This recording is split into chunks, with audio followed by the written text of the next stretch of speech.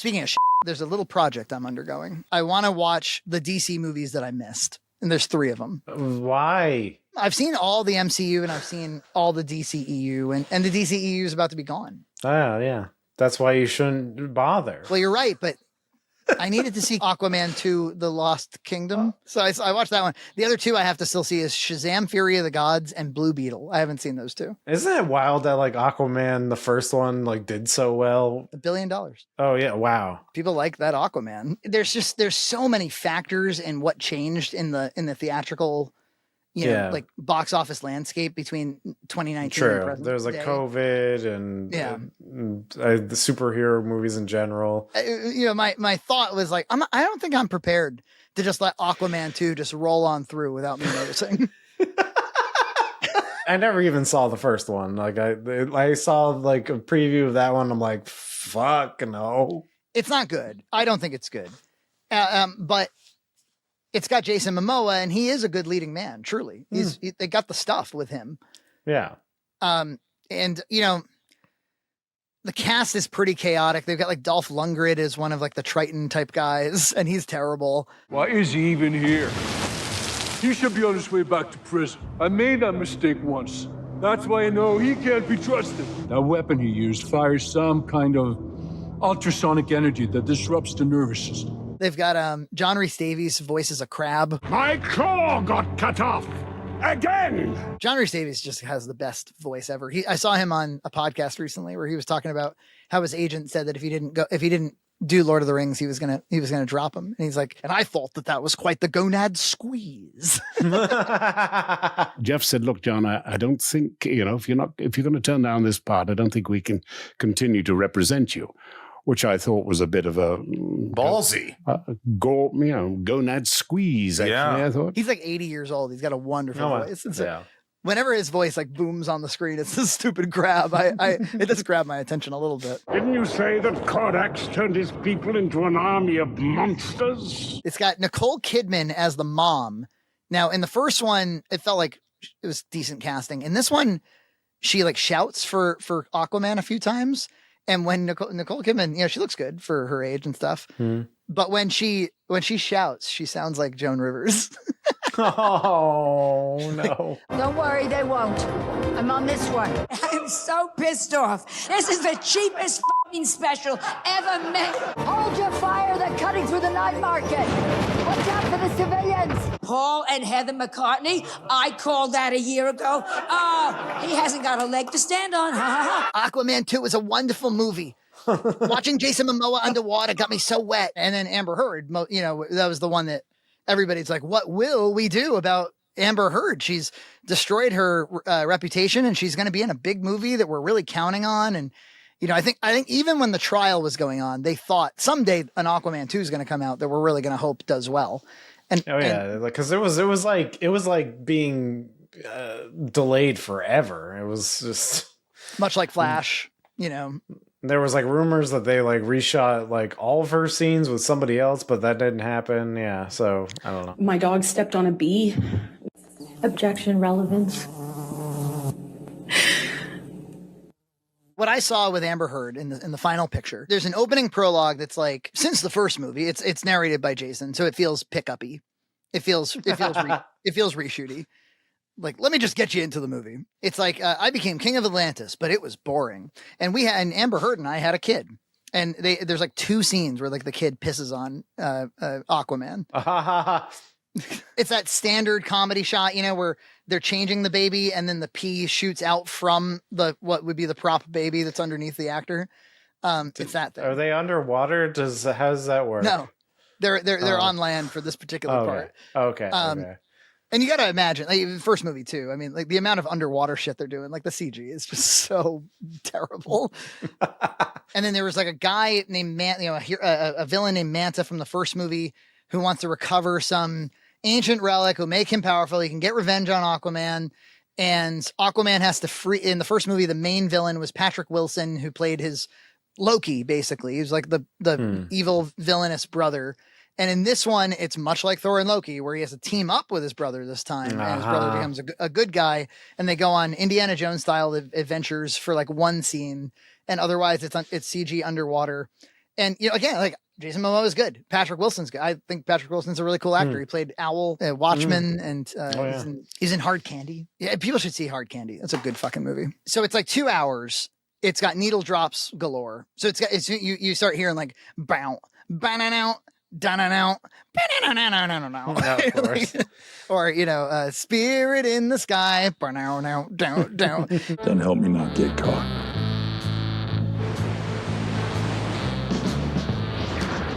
Every time they drop like some classic 80s, 70s tune, you're like, they're just trying to get through this. It's like the classic crutch of a shitty superhero or any shitty movie, really. You just like, let's just spend all our budget in licensing this music.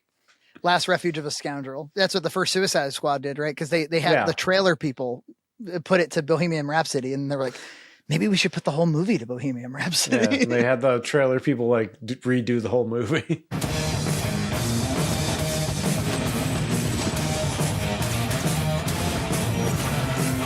Actually, the opening felt a lot like Thor: Love and Thunder's opening, where Chris Hemsworth was like, So I saved the universe. Oh, right. Yeah, it's that thing. There's a line pretty early on that's like, thank God for global warming, because like some ice caps melted. And it turns out that like global warming is kind of the catalyst for the entire plot.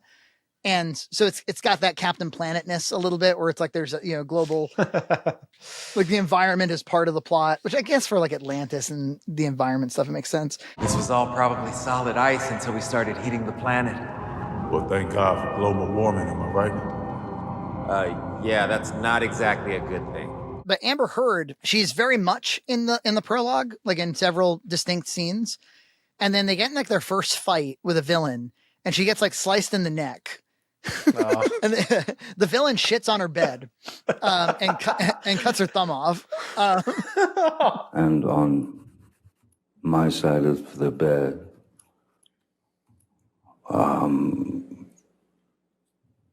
was human fecal matter. They put her in like a water bed of some kind, like some sort of weird like seaweed bed.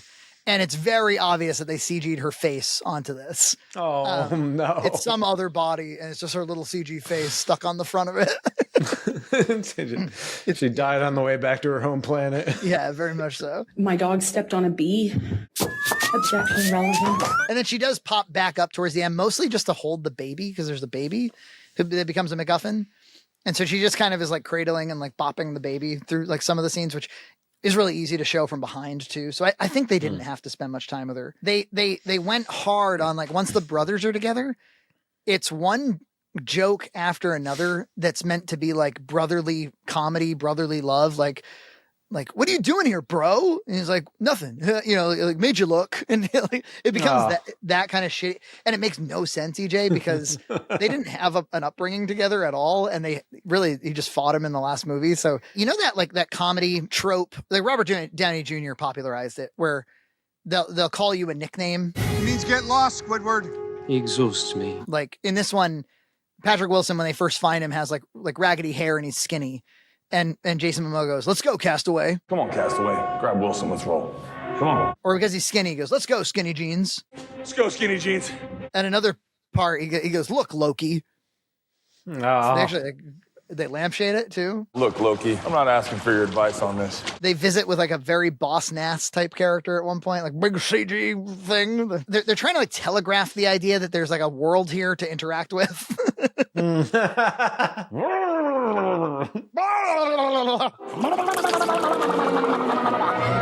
You shall go through the planet core. The planet core. Now go. And I will say, when Amber Heard is on screen, because we know so very much about her, perhaps too much, it just kept making me realize that so often when you're watching a Hollywood movie, you're just watching like drug addicts and junkies.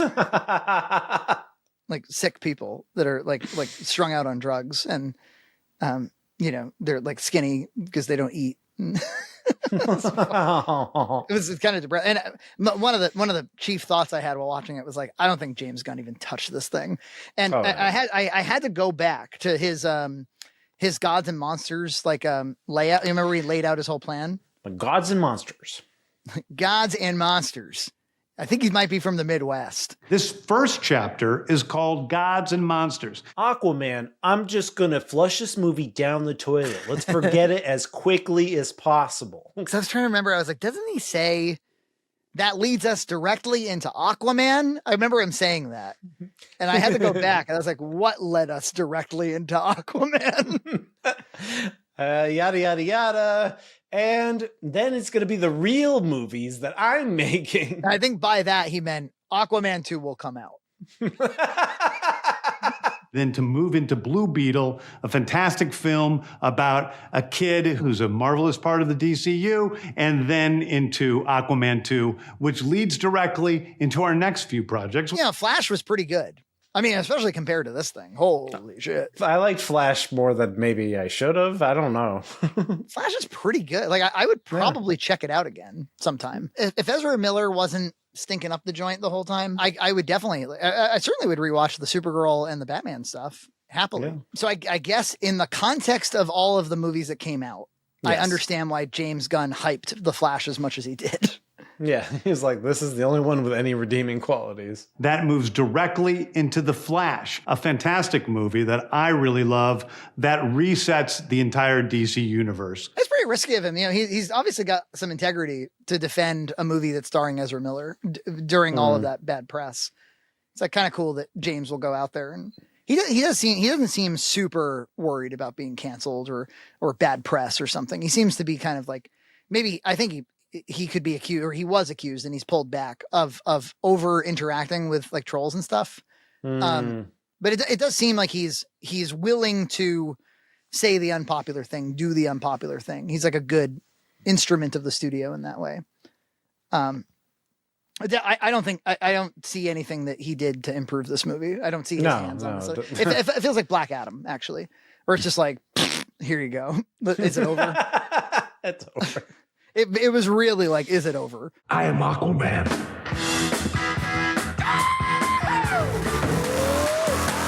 We didn't live in a world over a year ago where movies get canceled on the reg for tax write-offs. Yeah. Mm-hmm. But now we do.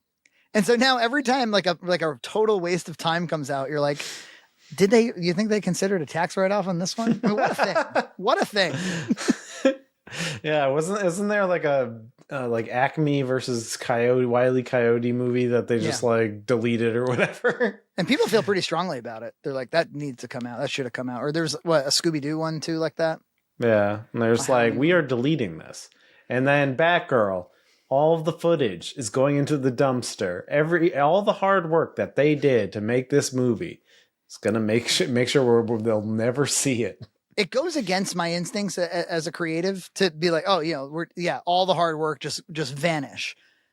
But the decision to not release it, again, like when you see movies like this, you're like, it might be prudent to like, especially if you're actually trying to build something at the studio, like you really want to, like stink up your own brand unnecessarily.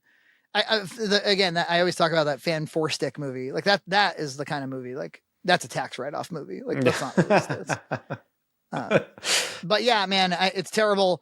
I didn't have the first clue what was going on. There was a lot of plot. I don't know any of it. I don't understand a thing that was happening in the movie, or like why people were doing the things they were doing, what they were saying half the time. Just this James Wan, I don't think he's very good. Whoa, really? He made the Conjuring franchise and stuff. I didn't like any of those things either. I remember seeing The Conjuring because everyone was like, this is the best, spookiest movie. And I saw it and I was just like, I remember thinking like, this is just a generic horror movie, guys. Are you sure? Did I go to the right cinema tonight? Yeah, they said it was like this groundbreaking thing, and I thought it was like I've seen scarier, like I've been scared more at Scary Movie. I remember I saw Scary Movie 5 the week of the marathon bombing, Boston Marathon. It was like the Friday. It was during the manhunt, and I was down here outside of the city, and people were on edge, even if you were outside of the city. And I was like, I didn't have a kid yet. It's like, we should go see a movie or something. We went to go see Scary Movie 5, which was directed by the Zuckers. And it made fun of whatever was modern in that exact moment, 2013. Oh yeah. That style of movie, man. That style of movie. And by that point, the scary movie thing was played out. They had made epic movie and date movie. I remember being so struck by like, there's no joke. The joke is a guy dresses up like Borat and in the middle of the scene and goes, nice. And that's it. My name is Borat. This is my country of Narnia. Is nice. Sometimes they'll wheel out the corpse of Leslie Nielsen and he'll just be like, you just get the bitches. And you're just like, oh. Sometimes it's the right art at the right time. And when Massachusetts police and the National Guard were chasing down a terrorist, Scary Movie 5 was the right piece of art. I remember there was some scene in the middle of the movie where it would have been your typical exterior shot of a car driving someplace. And for no reason, it's just a toy car driving on a toy road. Just for that one moment. And then it goes to the next scene. Gort Klaatu Barada Nikto. Gort Klaatu Barada Nikto. And it just fucking killed me. Funny. Knowing the girls were in danger, Dan and Jody sped off, racing to get to the cliff. Oh my God, what happened to the car? Oh, there it is. I remember some of those like really lowbrow things being like so stupidly like, what was that? Like, don't be a menace to South Central while drinking your juice in the hood. Oh yeah, whatever. There was tons of those movies. Nice. Subscribe to Red Cow Entertainment on Patreon for full episodes every other week.